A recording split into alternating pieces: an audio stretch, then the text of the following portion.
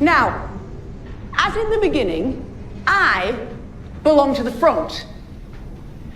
You belong to the tail. When the foot seeks the place of the head, a sacred line is crossed. Know your place. Keep your place. Be a shoe. Hi there, this is Manuela and Theo. Through this video, I'm going to talk about a movie as close as it can be of the tough reality about capitalism. Snowpiercer, the first Bong Joon-ho's English language movie released in 2013. The plot consists in a train designed by worshipped Wilfrid that operates on a globe-spanning track, carrying the last remnants of humanity after an attempt at climate engineering in order to stop global warming has unintentionally created a new snowball Earth. This train, that is the only thing protecting citizens of a post-apocalyptic future from a freezing cold wasteland outside. The main character is Curtis Everett, who is a member of the lower-class tail section passengers as they lead a revolution against the elite of the front of the train, due to the inhumane life given in the back part and the constant kidnapping of the kids for child laboring in order to continue the train functioning. The movie was based on a French graphic novel called Le Transpersonnage by Jacques Loeb and Benjamin Legrand from 1982, which Bong Joon-ho saw in 2004. The concept of the graphic novel inspired him, and the drawings in the tail section of Snowpiercer were illustrated by Jean-Marc Rochette, the original comic artist of the graphic novel. Fun fact: writer and director Bong Joon-ho wanted to underline the current danger of global warming by setting the year that CW7 is dispersed as 2014. The movie was filmed in 72 days. Anyways, let's continue with the potential themes. So, during this film, there are portrayed ideologies as well as current problematic, such as inequality. This can be seen in the structure of the train itself. It was built to segregate and maintain inequality because Wilfrid could simply adjust some of the wagons for more bedrooms. Instead, he decided to build a whole wagon with saunas or pools.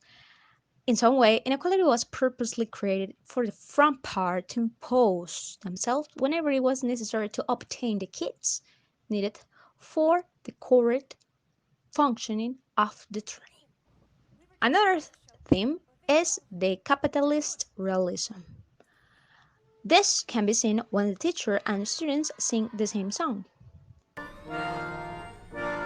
What happens if the engine stops? We all freeze and die. But will it stop or will it stop? No, no! Can you tell us why? The engine is eternal, yes! The engine is forever, yes! Rumble, rumble, rattle, rattle, who is the reason why? Wilbur!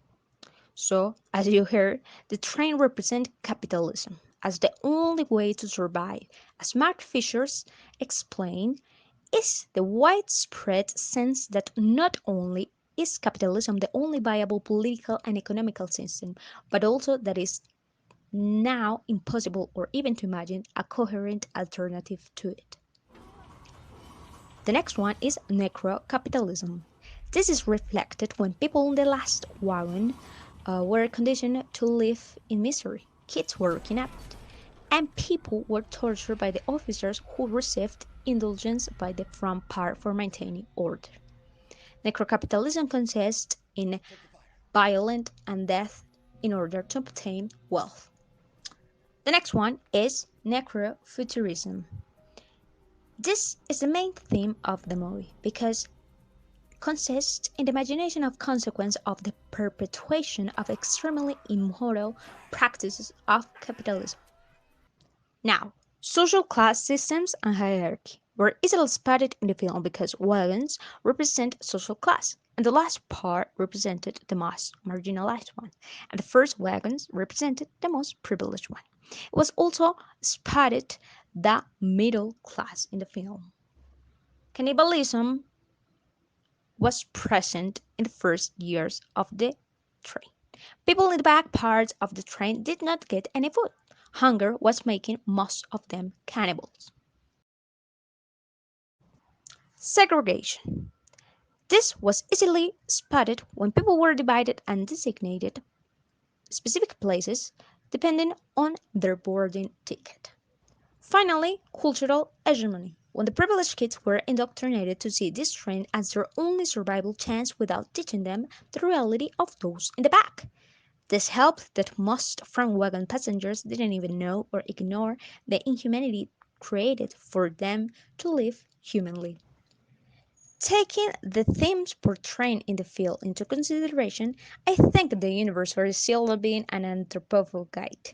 Unfortunately, all the themes seen in the movie can be seen in the Colombia reality as well, because I live in a country which is the second most unequal country in Latin America according to the current Gini index, because all and current governments have feared other economic systems such as communism, socialism, and even invented one called Castrochavismo, while never had lived them through, and have seen capitalism as the only viable way, which leads to capitalist realism. Because it has been evident through Colombia's history how violence and death are common ways to achieve wealth in this place. With well-known examples such as United Fruit Company, Pablo Escobar, Álvaro Uribe, AUC, FARC, Oficina Envigado, the Colombian military, and tons of other examples that simply reassure the necrocapitalism in Colombia. In this country, social class is so divided that even you could tell the difference by hearing everyday experience from different social class people. Inequality has invaded so much education that most of high school graduated students do not have access to university, and this number is reduced from high school graduated students from towns around Colombia. And taking into consideration their economic status, ethnicity, gender, or sexual orientation, this number can decrease even more.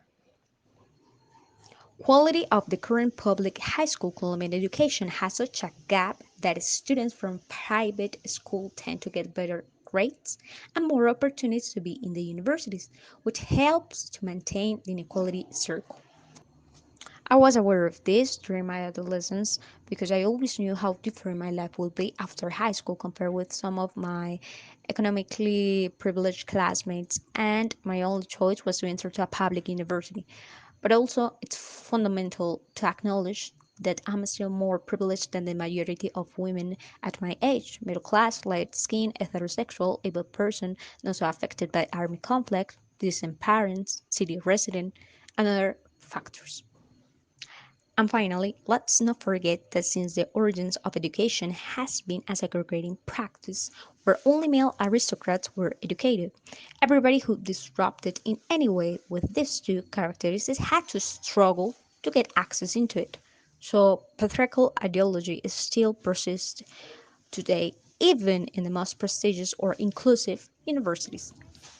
Somewhat education has been an ally to maintain the rotten system, although current education is portrayed as a mechanism to form citizens to think critically. Sometimes the critics reach tend to be on the surface, and along those lines, education deeply encourages to be a part of the system, but the false promise of changing it through a specific profession. The false emancipation that offers education and the spread of homogenic ideas help for the cultural hegemony and therefore the maintenance of the capitalist system. Anyways, I highly recommend this movie. It's thought provoking and absorbing to watch. Surely, you'll try to make sense out of it after watching it.